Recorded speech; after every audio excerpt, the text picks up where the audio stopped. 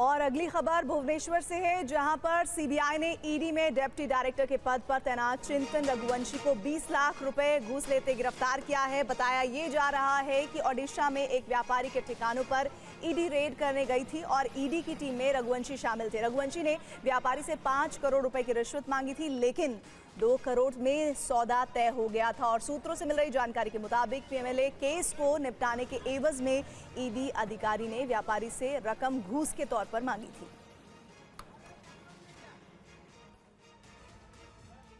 3 साल बाद आखिरकार देहरादून के अंकिता भंडारी मर्डर केस के आरोपियों को आजीवन कारावास की सजा सुनाई गई। कोर्ट के फैसले के दौरान केस से जुड़े लोगों के अलावा किसी और को अंदर आने की इजाजत नहीं थी। अंकिता भंडारी को 3 साल बाद इंसाफ, तीनों दोषियों को उम्र कैद की सजा।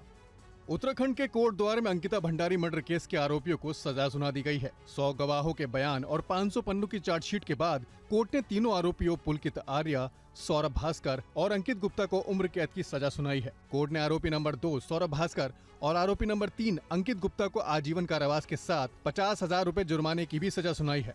सुनवाई के दौरान सुरक्षा के मद्देनजर कोर्ट परिसर के 200 मीटर के दायरे को पुलिस ने सील कर दिया था। सिर्फ वकील, केस से जुड़े पक्ष और जरूरी स्टाफ को ही अंदर जाने की अनुमति थी।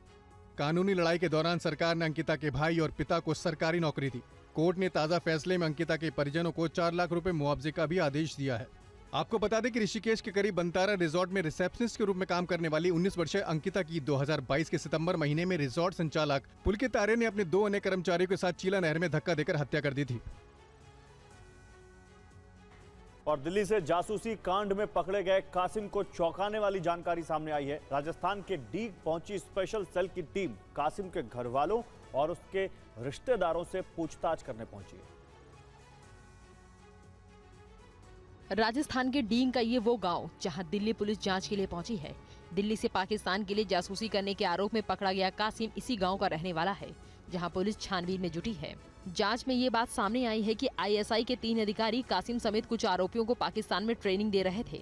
2 आईएसआई अधिकारियों का कोड नेम शाहजी और ताऊजी था, जबकि एक आईएसआई अधिकारी की पहचान वकास के तौर पर हुई है।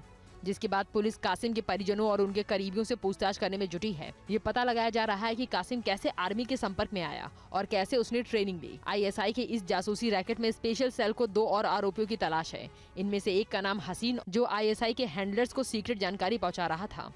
फिलहाल हसीन फरार है। दोनों आरोपियों की गिरफ्तारी के लिए रेड की जा रही है। बताया जा रहा है कि आरोपी अलवर के आर्मी स्टेशन की जासूसी कर रहे थे। आर्मी की गाड़ियों के मूवमेंट की टाइमिंग नोट कर रहे थे। गौर करने वाली बात है कि जासूसी के बदले में कासिम को अब तक 2 लाख पाकिस्तानी रुपए मिले हैं। बताया जा रहा है कि 22 जून को हुए पहलगाम हमले से 1 हफ्ते पहले ही कासिम पाकिस्तान में 90 दिन बिताने के बाद भारत वापस आया था। महाराष्ट्र एटीएस ने जासूसी के आरोप में रवि वर्मा नाम के युवक को गिरफ्तार किया है। आरोपी रवि वर्मा की मां रेखा वर्मा ने टीवी9 भारतवर्ष से बात की। रेखा ने कहा कि रवि बेकसूर है, कुछ दिनों से वो परेशान जरूर था। ये एक्सक्लूसिव तस्वीर रवि वर्मा की है, जिसे महाराष्ट्र पुलिस ने पाकिस्तान के लिए जासूसी करने के आरोप में गिरफ्तार किया है। रवि की मां की माने तो उसे फेसबुक पर एक लड़की के कॉल और एसएमएस आए थे। लड़की उसे अश्लील तस्वीरें भेजती थी। रवि नेवी डॉकयार्ड में 5 साल से काम करता था। रवि की मां का कहना है कि लड़की बहुत परेशान कर रही थी। रेखा वर्मा ने अपने बेटे की रिहाई के लिए गुहार लगाई है। हमारा बेटा जासूसी नहीं करेगा, जासूसी करते तो आज हम बंगले में रहते, बिल्डिंग में रहते, अच्छा खासा पैसा रहता। हमारे ऊपर इतना कर्जा है हिसाब के बाद।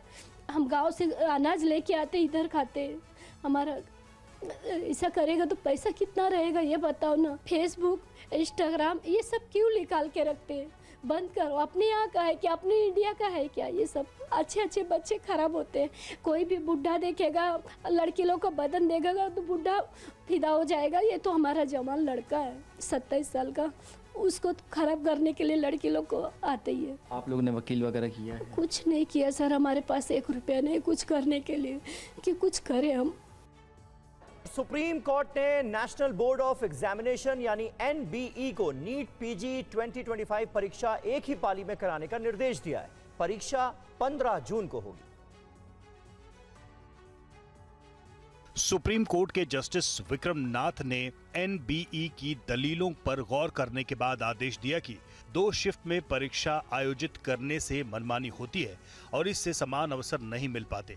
2 शिफ्ट में प्रश्न पत्र कभी भी एक ही स्तर के नहीं हो सकते। सुप्रीम कोर्ट ने एनबीई को निर्देश दिया कि नीट पीजी 2025 को 2 शिफ्ट में आयोजित न करे, बल्कि एक शिफ्ट में आयोजित करने का इंतजाम करे, क्योंकि 2 शिफ्ट में परीक्षा में मनमानी होगी।